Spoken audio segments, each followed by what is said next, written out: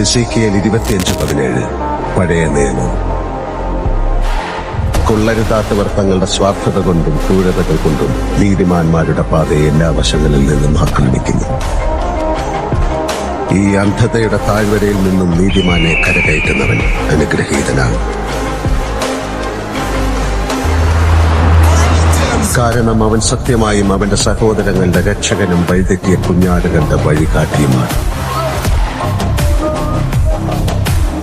അതിനാൽ എന്റെ സഹോദരങ്ങളെ വിഷം കുത്തി നശിപ്പിക്കാൻ തുനിയുന്നവർ ആരായാലും അവരുടെ മേൽ അശനിപാതം പോലെ ഞാൻ പ്രഹരമേൽപ്പിക്കും.